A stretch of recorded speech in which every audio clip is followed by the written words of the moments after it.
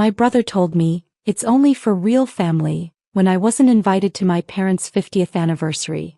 So I smiled, said nothing, and canceled the $200,000 party venue, catering, and honeymoon trip I'd secretly paid for. Hello my people. Don't forget to hit subscribe, say hi below, and share your location. We love seeing our family from all over the world. Let's get into the story. I found out I wasn't invited to my own parents' 50th wedding anniversary through a group text meant for everyone else. My phone buzzed during my lunch break, and there it was. A message thread with 23 family members discussing seating arrangements, dress codes, and meal preferences. Everyone except me was tagged. I stared at my screen, fork suspended halfway to my mouth, watching little dots appear and disappear as cousins, aunts, and uncles chimed in with their excitement. Can't wait to celebrate Mom and Dad, my sister Kenya wrote, followed by 3 heart emojis. My brother Aiden added, finally the whole family together. This is going to be legendary. The whole family. I read those words 5 times, each repetition twisting the knife deeper. I scrolled up through the conversation history. 2 weeks of planning I'd known nothing about. 2 weeks of my family actively discussing this milestone celebration while deliberately excluding me. My hands trembled as I screenshot the messages. Proof of what I was seeing, evidence that this wasn't some technical glitch or misunderstanding. I'd sent Mom flowers just yesterday for no reason except that I loved her. The card read, thinking of you always. She'd texted back a simple thank you baby girl with a kiss emoji. And now this. The fluorescent lights of my office suddenly felt too bright, the air too thin. 20 years I'd been the family's ATM, the reliable one, the successful one they called when they needed money, connections, or someone to co-sign their dreams. And somehow I wasn't family enough for this. I waited until I got home to call my brother. My apartment felt empty and cold despite the expensive furniture I'd carefully selected. Aiden answered on the 3rd ring, his voice casual, unsuspecting. Hey sis, what's up? Aiden, I saw the group chat, I said, keeping my voice steady. About Mom and Dad's anniversary party? Silence stretched between us like a chasm. Then he cleared his throat. Oh, yeah. Listen, Shanice, it's complicated. Complicated how? I interrupted. Help me understand how planning a party for our parents becomes complicated when it involves including all their children. It's not like that, he said, but his tone had shifted, defensive now. Kenya and I just thought, look, the party's got a specific vibe we're going for. Family only. Real family. You know how you are, always working, always busy with your corporate life. You wouldn't really fit in with what we're planning. Real family. Those 2 words hit me like a physical blow. I sat down on my couch, the leather creaking under me. Real family? Aiden, what does that even mean? You know what I mean, Shanice. You've been different for years now. Ever since you got that fancy job and moved to the nice side of town. You barely come around anymore. When's the last time you came to Sunday dinner? I work Sundays, I said quietly. I've worked Sundays for 3 years. You know this. Exactly my point, he said, and I could hear him getting comfortable with his narrative, warming to his own justification. You chose that life over family. So yeah, this party is for people who actually show up. Who actually care. I care, I whispered, but Aiden was already rolling. Do you though? You missed Auntie Jean's funeral last year. I was in London for work. I sent flowers and a donation to her church. Money. Aiden laughed, bitter and sharp. That's all you ever send, Shanice. Money and excuses. You think that's what family is? Writing checks. My mind flashed back to 3 months ago when Aiden called at 2 a.m. His voice had been desperate, panicked. Shanice, I'm about to lose my car. They're coming to repo it tomorrow. I need $5,000. Please sis. You're the only one who can help me. I'd sent $6,000 without hesitation, the extra for his insurance payment. He promised to pay me back. I was still waiting. Aiden, you called me 6 times last year asking for money, I said slowly. Every single time I sent it. No questions asked. And there you go again, keeping score. That's exactly what I'm talking about. Real family doesn't keep receipts, Shanice. They just show up. Something inside me cracked, clean and precise, like a bone snapping. You're right, I said calmly. Real family doesn't keep receipts. They also don't uninvite their siblings from milestone celebrations and then insult them about it. Look, it's already decided, Aiden said with finality. The party's in 6 weeks. It's what Mom and Dad want to. They agreed with me and Kenya. They agreed. My voice barely registered as sound. Mom and Dad agreed I shouldn't come to their anniversary? Yeah, Shanice. They did. So maybe take the hint. After Aiden hung up, I sat in the dark for an hour, not moving, barely breathing. Then I walked to my home office and opened my laptop. The files were exactly where I'd left them, meticulously organized in a folder labeled M&D 50th Anniversary Surprise. For 8 months, I'd been planning the party to end all parties. 8 months of secret calls to event planners, caterers, venues. 8 months of careful budgeting and creative financing to pull off something truly spectacular. The Riverside Estate venue contract. $75,000 for the full weekend, including the ballroom, gardens, and 20 luxury guest suites. I'd put down a $25,000 non-refundable deposit and signed the final payment schedule. Giuseppe's Catering. $48,000 for a 5-course meal for 200 guests, including past hors d'oeuvres, premium open bar, and a custom anniversary cake designed to replicate my parents' original wedding cake. The live band, a Motown tribute group that played all of Mom's favorites, $12,000. Professional photographer and videographer package, $8,500. Flowers and decorations in Mom's favorite colors, gold and burgundy, $15,000. Custom invitations with gold foil embossing, $2,200. The transportation for out-of-town guests, $11,800. And the piece de resistance, a 2-week all-expenses-paid trip to Hawaii for my parents, staying at the Four Seasons with daily couples spa treatments, private tours, and a vow renewal ceremony on the beach, $45,500. Total investment, $218,000. Every penny from my own savings, my bonuses, the inheritance my grandmother left specifically to me. I'd been so excited about this surprise. I'd imagined their faces when they walked into that ballroom, when they saw 200 people gathered to celebrate their love. I needed to confirm this wasn't some cruel misunderstanding, so the next morning I called Kenya during my commute. She answered while clearly multitasking, the sounds of her kids screaming in the background. Shanice, hey, I'm kind of in the middle of. Kenya, I need 5 minutes. Please. She sighed heavily. Okay, but make it quick. I've got to get the twins to soccer practice. The anniversary party. Aiden told me I'm not invited. Is that true? Oh. Her voice dropped, uncomfortable now. Yeah, about that. Look, don't take it personally. It's just, you know how you can be sometimes. No, Kenya, I don't know. Tell me how I can be. Judgy, she said quickly. You always look down on us. Ever since you got your MBA and started making 6 figures, you act like you're better than everyone.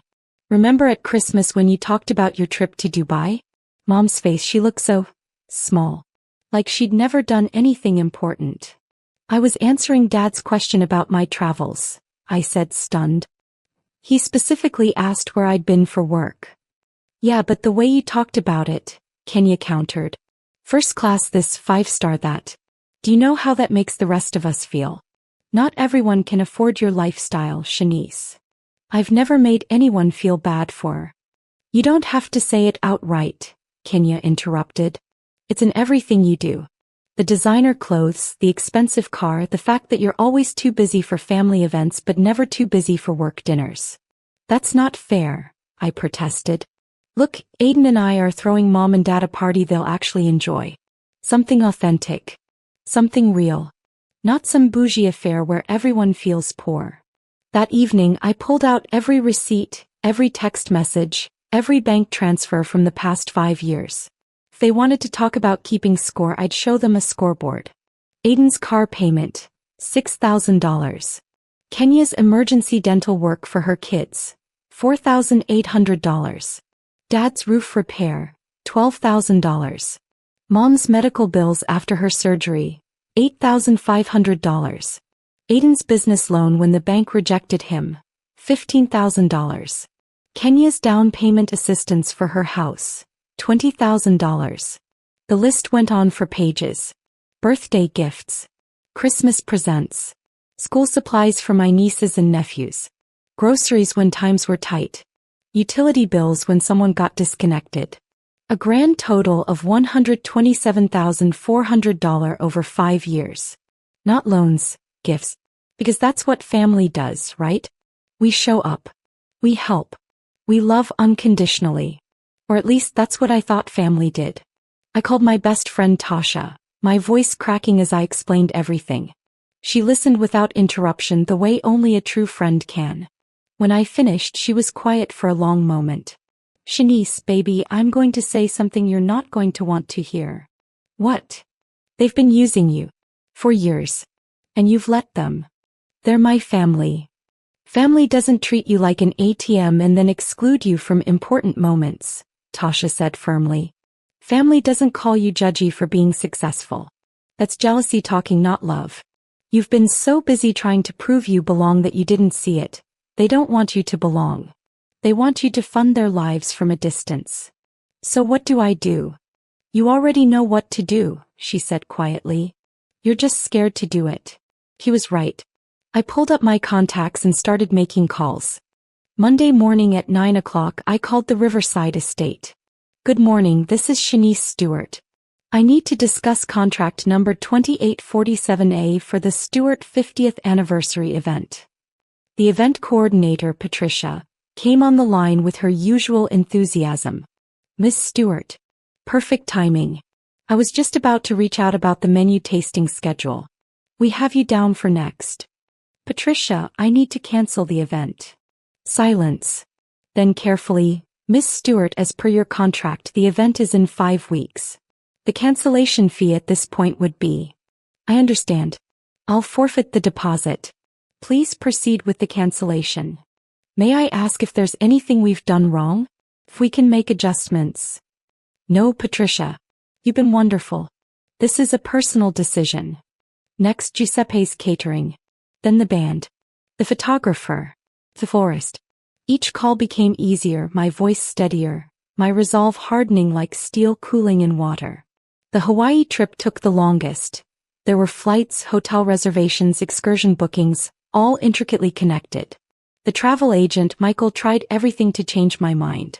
Miss Stewart, this is a once-in-a-lifetime package. Your parents won't be taking the trip, I finished. Please cancel everything and refund what you can to my account. By noon, I'd dismantled 8 months of careful planning. The money lost, nearly $47,000 in non-refundable deposits and cancellation fees, felt like paying for my own freedom. Each dollar was me buying back my self-respect, my dignity, my understanding of my own worth. When I hung up from the final call, I sat at my desk and cried. Not from regret but from grief for the family I thought I had. 2 weeks later, I ran into my Aunt Linda at the grocery store.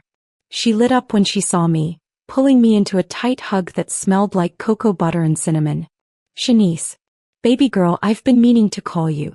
I need to confirm my arrival time for your parents' party. I'm driving in from out of state and I want to make sure. My parents' party? I asked carefully. The anniversary celebration. The invitation said to RSVP to you or Kenya.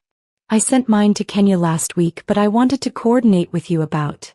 She stopped, seeing my face. Shanice? What's wrong? Auntie, can we talk for a minute?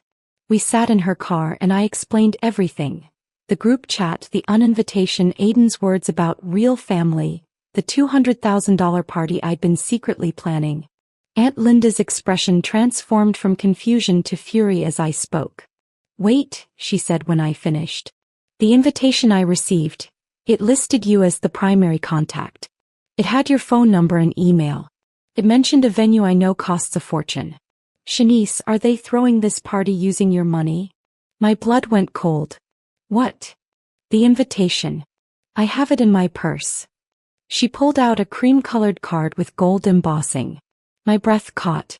It was the invitation design I'd chosen from the stationery company I'd contracted.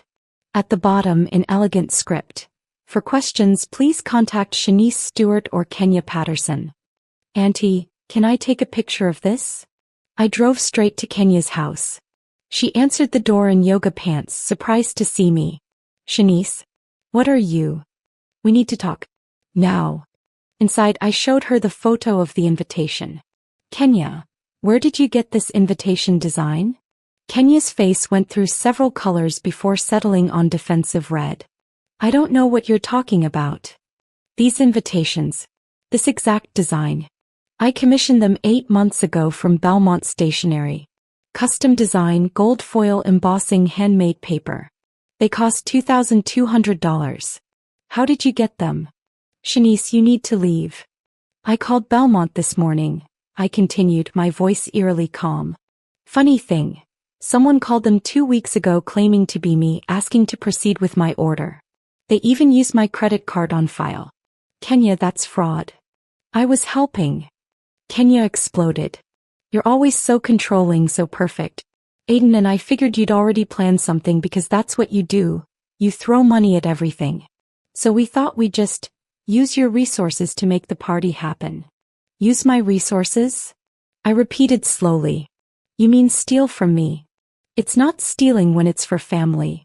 For mom and dad. You should want to do this for them. I did want to. My voice rose despite myself. I spent 8 months planning this. And then you and Aiden told me I wasn't real family. That I was too bougie, too judgy, too everything wrong with this family. Aiden's truck pulled into the driveway. He walked in mid-argument, taking in the scene. What's going on here? I turned to him. Did you know Kenya was using my vendor contracts for the party? The party I'm not invited to. Yeah, I knew, he said, shrugging. So what? So what? That's theft. She impersonated me. Oh, here we go, Aiden rolled his eyes. Everything's so dramatic with you. You want drama? I opened my phone and pulled up my bank statements. Let's talk about drama. $127,400. That's what I've given this family in 5 years. Here's your car payment, Aiden. Here's your business loan that you never paid back. Kenya, here's your house down payment, your kids' dental bills, 3 Christmases worth of gifts because you said money was tight. You offered that money. Kenya shouted. You're right, I did. Because I loved you. Because I thought that's what family did for each other. But family also invites each other to important events. Family doesn't call each other fake or bougie for being successful. Family doesn't commit fraud and then act offended when they're called out. Aiden stepped closer, his voice low and mean. You think you're so much better than us, don't you? With your fancy apartment and your important job. You know what Mom said to me last week? She said she barely recognizes you anymore. That you've become someone cold and distant. Mom said that. My voice cracked. Yeah, she did. And Dad agreed. They said having you at the party would just make everyone uncomfortable. You'd probably spend the whole time on your phone taking work calls, acting like you have somewhere better to be. That's not true, I whispered. Isn't it though? Kenya joined in. Remember Dad's birthday dinner last year? You showed up an hour late, stayed for 30 minutes, then left because you had an early meeting. You didn't even eat the cake. I was coming from the airport. I flew back early from a business trip specifically for that dinner. But you still left early, Aiden said. You always leave early. Or don't come at all. So yeah, we decided the party would be better without you there, making everyone feel inadequate. I looked between my siblings, these people who shared my blood, my history, my childhood memories. And I finally saw clearly what Tasha had been trying to tell me. They didn't want a sister. They wanted a benefactor. Someone to fund their lives while staying at an arm's length, close enough to exploit, far enough to blame.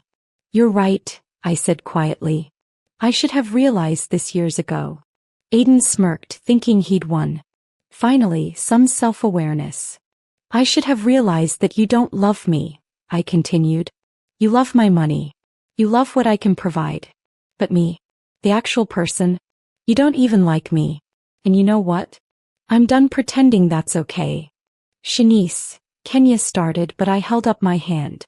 I canceled everything, by the way. The venue, the catering, the band, the flowers.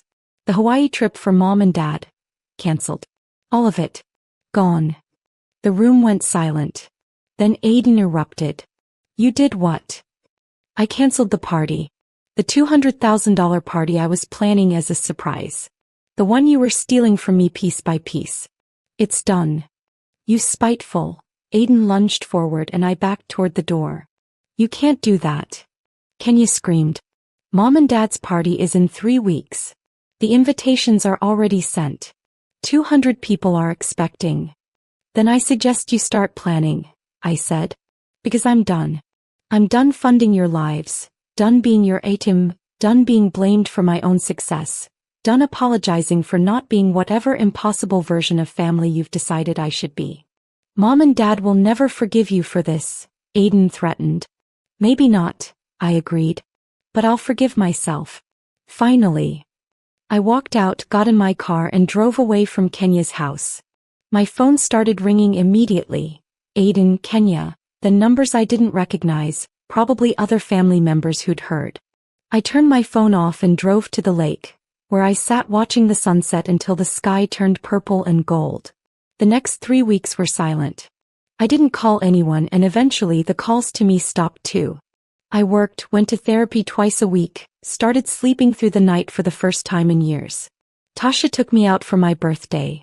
A quiet dinner, just the two of us, where I didn't have to perform or prove anything. It was the best birthday I'd had in a decade. On the day that would have been the anniversary party, I took myself to a spa. Full day package. Massage, facial, mani-pedi, the works. While lying under warm towels, lavender oil calming my senses, my phone buzzed. Against my better judgment, I checked it. Aunt Linda. Shanice, honey, I'm at the community center where Aiden said the party got moved to. Not what anyone expected. Call me. Then a text from my cousin Terrence. Yo, what happened? This party is sad as hell. Folding tables and grocery store sheet cake? Where are you? More messages rolled in. Pictures from relatives showing a sparse community center with basic decorations, clearly rushed and under-budgeted. In one photo I could see my mother's face. She was smiling but her eyes were confused, disappointed. My father stood beside her in a rented tux that didn't quite fit, looking around the room like he was searching for something. Or someone. Then a voicemail from my mother. Her voice was soft, wounded. Shanice, baby, where are you? I thought. Aiden said you were planning something, but then... I don't understand what happened. People keep asking about you. Your father keeps looking at the door. Please, can you call me? I miss you. I deleted the voicemail without responding. Then I blocked my family's numbers, every single one. Not out of anger but out of survival. 6 months have passed since the party that wasn't. I've had time to process, to grieve, to understand something fundamental about love and family.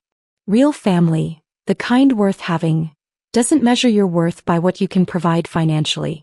They don't punish you for your success or weaponize your generosity. They don't tell you you're not real enough while secretly planning to exploit your resources. My mother tried to reach me through Aunt Linda, who I'd stayed in contact with. The message was what I expected. Confusion, hurt, a desire to fix things without acknowledging what was broken. Aiden and Kenya never apologized. From what I hear through the family grapevine, they've positioned themselves as the victims in this story. The devoted children whose sister abandoned the family out of spite and pride. Maybe some of them believe that narrative. Maybe even my parents do. But I know the truth now. The truth is that I spent years trying to buy love from people who had decided I wasn't worth loving unless I was useful. I confused their need with their love, their demands with their affection. I've built a new family now. Tasha, colleagues who became friends, my therapist who taught me that setting boundaries isn't cruelty. We had Thanksgiving together, 9 of us gathered around a table where no one kept score, where success was celebrated instead of resented, where showing up meant being present, not just paying bills. Sometimes I think about my parents, about the party they deserved but never got because my siblings' greed and my pain collided. I grieve that. But I don't regret my choice. You can't heal in the same environment that made you sick. The saddest part isn't the money I lost or the family I left behind. It's realizing that to them I was never a sister, a daughter, a person worthy of love for who I was. I was just a means to an end, a wallet with a heartbeat. And the hardest truth I've learned? Sometimes the most loving thing you can do for yourself is walk away from people who can't see your value. Even if those people are family. Especially if those people are family. I'd love to hear your thoughts on this story. Have you ever felt undervalued by family? How did you handle it? Drop your experiences in the comments below. And if this story resonated with you, please like and subscribe for more real-life narratives about family, boundaries, and finding your worth. Your support means everything. The girl in the mirror looks different now. Sadder perhaps, but stronger. Free. And that freedom, painful as it was to earn, is worth more than any party, any relationship, any amount of money I could have spent trying to buy belonging. Some families are born. Some are built. Mine just took longer to find than I expected.